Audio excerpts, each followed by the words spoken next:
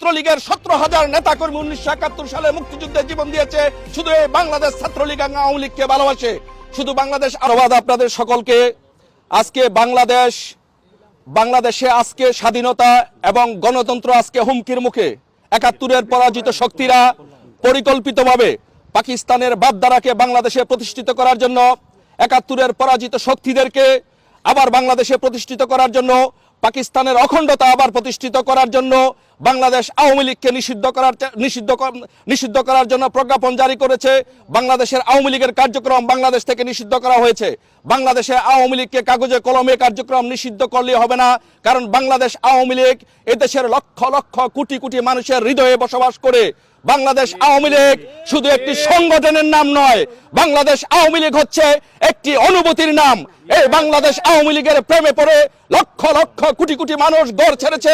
এই বাংলাদেশ আওয়ামী লীগের প্রেমে পড়ে মানুষ যুদ্ধে গিয়েছে। শুধু বাংলাদেশ ছাত্রলীগের 17,000 নেতাকর্মী 1971 সালে মুক্তিযুদ্ধে জীবন দিয়েছে শুধু এই বাংলাদেশ ছাত্রলীগ আওয়ামী লীগকে ভালোবাসে। শুধু বাংলাদেশ আওয়ামী লীগকে কাগজে কলমে ব্যান করে মানুষের লক্ষ লক্ষ কোটি কোটি মানুষের হৃদয় থেকে বাংলাদেশ আওয়ামী লীগকে নিশ্চিহ্ন করা যাবে না। বাংলাদেশ আওয়ামী লীগের নেতৃত্বে আবারও এদেশে মুক্তিযুদ্ধের সরকার প্রতিষ্ঠিত হবে। এই 71-এর প্রেতাত্মা ইউনূস, জামাত, শিবির, রাজাকার, এনসিপি এদেশ থেকে পালিয়ে যাবে। বাংলাদেশ আওয়ামী লীগই বাংলাদেশের আওয়ামী লীগের নেতৃত্বে এদেশে মুক্তিযুদ্ধের সরকার প্রতিষ্ঠিত করবে, উন্নয়নের সরকার প্রতিষ্ঠিত করবে। এবং আরেকটি কথা হুঁশিয়ার উচ্চারণ করে দিতে চাই, বাংলাদেশে যদি শেখ হাসিনাকে বাদ দিয়ে কেউ রাজনীতি করার বা রিফাইন্ড আওয়ামী লীগ করার কোনো চেষ্টা করে, তাহলে সেই চেষ্টা ব্যর্থ হবে। বাংলাদেশ আওয়ামী লীগের বাংলাদেশের উন্নয়নের একমাত্র অপরিহার্য নেত্রী হচ্ছে বঙ্গবন্ধু কন্যা শেখ হাসিনা।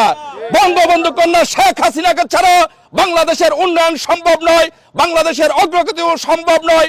তাই বাংলাদেশের মানুষ বঙ্গবন্ধু কন্যা শেখ হাসিনাকে ভালোবাসে। তাই শেখ হাসিনার নেতৃত্বে আমরা আগামী দিন সরকার গঠন করে এদেশের উন্নয়ন এবং অগ্রযাত্রার গতিকে ত্বরান্বিত করব। জয় বাংলা, জয় বঙ্গবন্ধু।